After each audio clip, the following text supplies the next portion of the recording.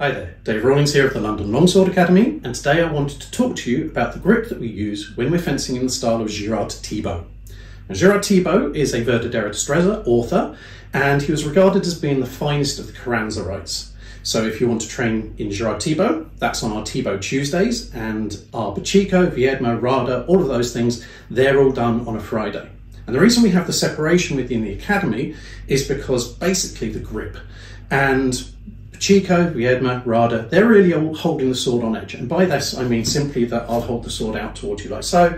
The edge will be aligned top to bottom, simply as such. And in Thibault, we have the edge aligned to left and right to start off with. So your cross guard will simply point left and right of you, and it'll be on a horizontal plane. So when we're talking about the grip, I want you to look at this as being something completely utilitarian. So very often when we go through the manual, what we do is we go, oh, it must be exactly like so. And then somebody with a different dimension of hands, say they might have a thinner thumb pad, thinner eminence, they find it very difficult to hold in that manner. So what I want to go through with you is grips that you might find utilitarian to you. So the most important thing to start off with, the thing that separates really a Verdadero grip from a vulgar grip, and this is a massive simplification because obviously these points do exist within vulgar systems as well, but the main difference as a predominance within the system, if you like, is that the sword will be aligned absolutely straight, and the pommel, rather than being underneath the heel of the hand here, will actually be underneath the thenar eminence, and the pommel will pass into the channel in the middle of the wrist.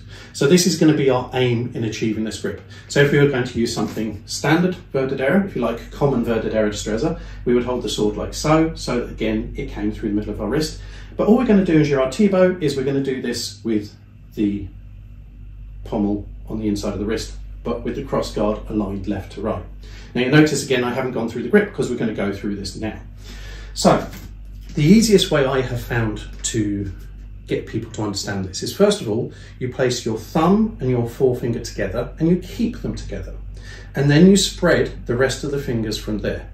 Now the thumb and the forefinger are going to go over the top of the cross guard and the rest of the fingers are going to go underneath, like so. And then you're going to place the thumb on the flat of the blade here, okay? And in a minute, we'll get into more nuance about this, but this will do to suffice for now. So with the thumb on the flat of the blade here, and the index finger relaxed enough that I can hold the sword flat comfortably, I allow the sword to come to this position. Now we can get into the nuance a little bit.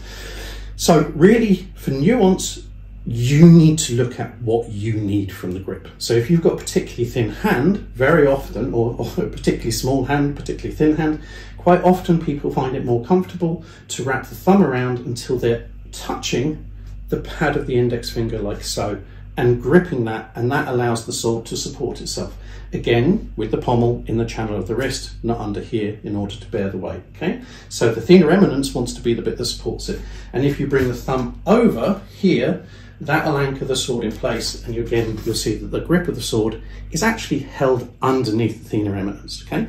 Now, those of us who have a thicker pad there find this easier. Sometimes we can just put the thumb completely on the flat, okay?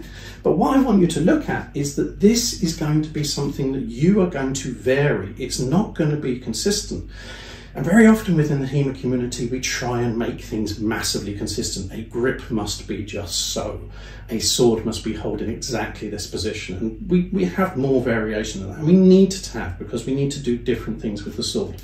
So the important part about the grip is that here, your cross guard is going to be aligned left to right, not top to bottom.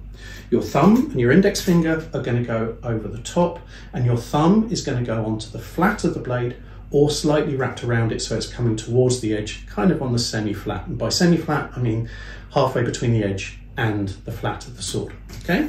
And then the thumb is either placed on top or wrapped slightly around, and if you want to grip your index finger, give it a go, that might help you, okay? As long as the pommel goes to the inside of the wrist and you're able to hold this straight line comfortably.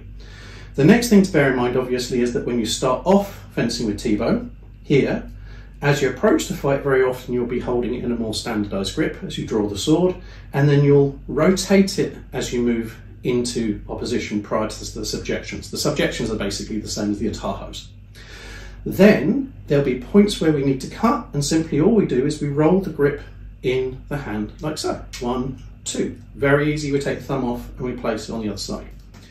Sorry about that. I absolutely hate splicing and editing videos.